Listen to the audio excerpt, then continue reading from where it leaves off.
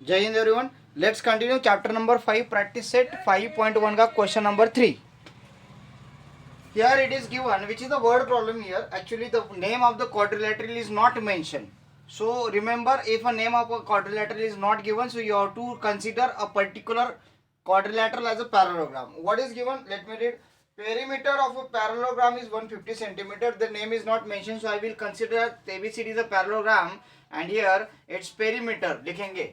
Its perimeter is 150. Its perimeter is equals to 150 centimetre consider कर लिया मैंने. ठीक है. one of its side is greater than the other side by 25 centimeter. So AB is equals to CD.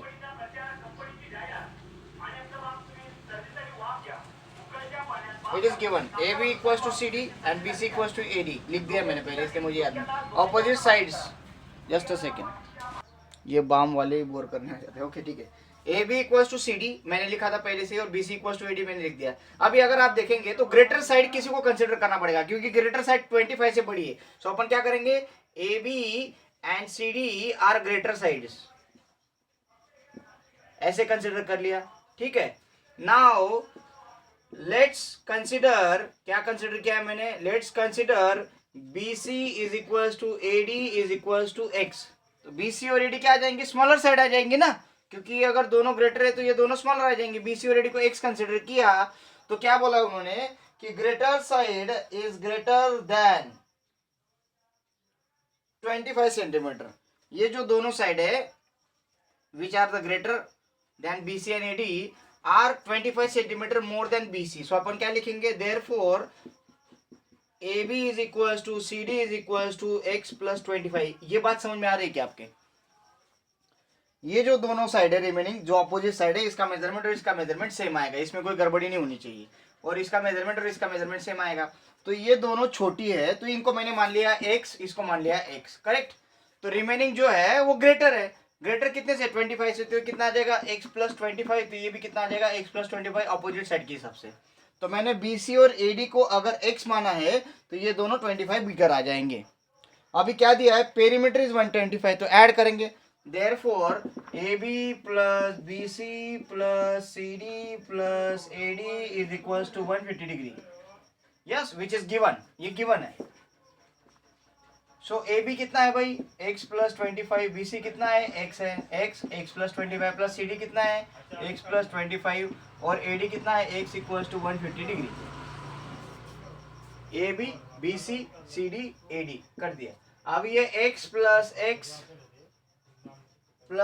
कितना आ गया, 4X plus 25 plus 25 50 is equals to 150 degree. ये 50 उधर जाएगा, 4X equals to 150 minus 50. So 4X equals to कितना आएगा, 150 minus 50 कितना आता है, कितना आएगा, yes obviously it is 100. So X equals to 100 divide by 4, X equals to 25 degree. So therefore क्या आएगा मेजरमेंट, X क्या है, therefore BC is equals to AD is equals to 25 centimetre and AB is equals to CD is equals to X plus 25 is equals to 25 plus 25 is equals to 50 centimeter. Okay students, so now as you can see that if it is 25, X is 25, so it will become 50. yes, आवाज बनाना पड़ा क्योंकि बाहर कोई बातें कर रहा था. चलता, अभी क्या करेंगे भाई. हाँ ठीक है. नंबर 4 भी विदाउट नेम एग्जाम्पल है, नेम नहीं दिया है, क्वाड्रिलेटरल का नेम ही नहीं दिया उन्होंने, डायरेक्टली एग्जांपल दे दिया है. तो उस हिसाब से हमको इसको सॉल्व करना पड़ेगा. तो क्या दिया है देखते हैं कि ratio of measures of two adjacent angle of parallelogram is 1:2. Adjacent angle जो है पैरेललोग्राम के वो है 1:2. ओके.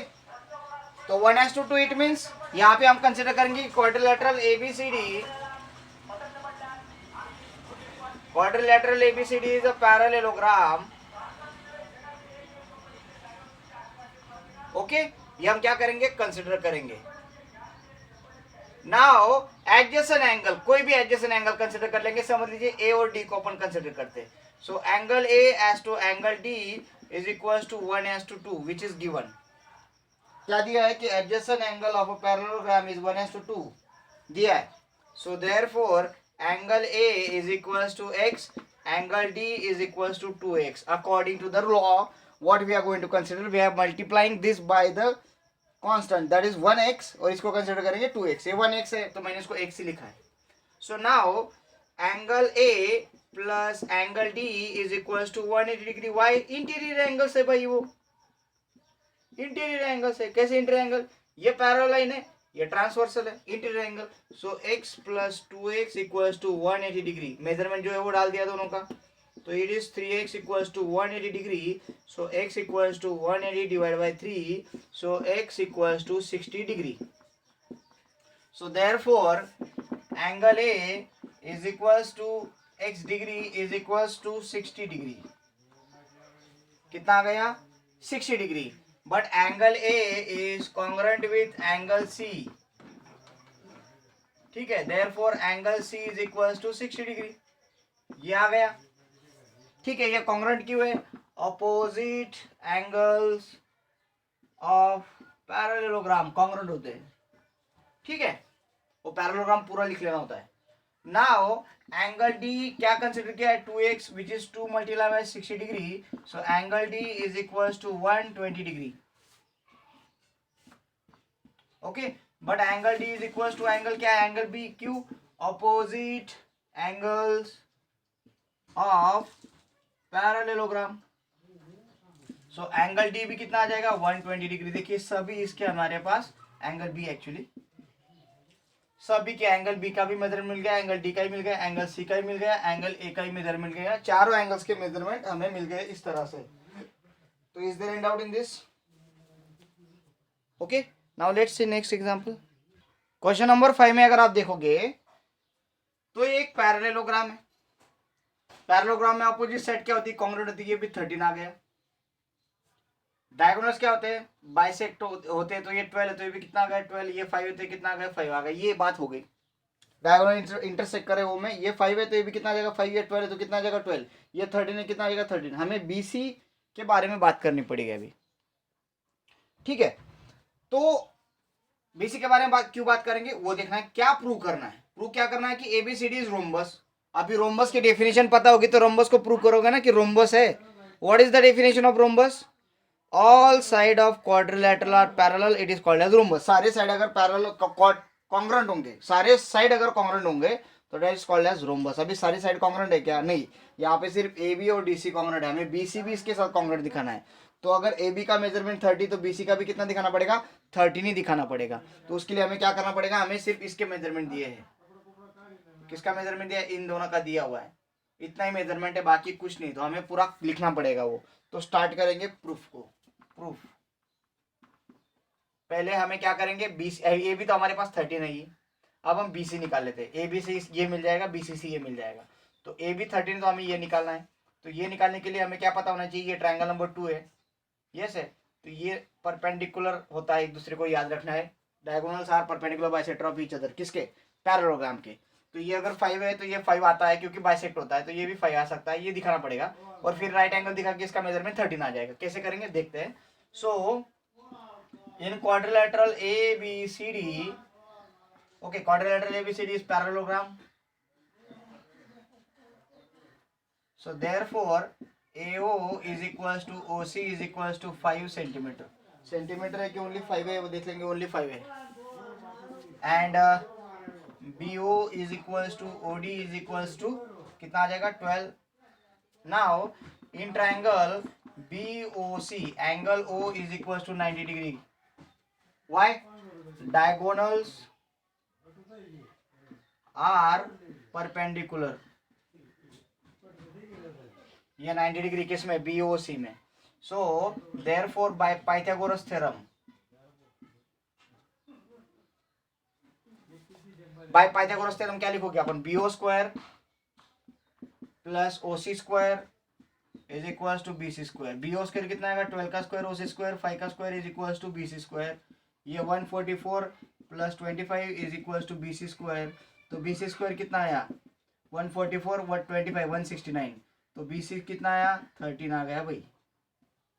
कितना आ गया 13, BC इज 13, ओके BC 13 मिल गया। अभी हमारे पास इजी हो गया कि that AB is equals to DC is equals to 13, AB is equals to DC equals to 13 and BC is equals to AD is equals to 13 क्यों?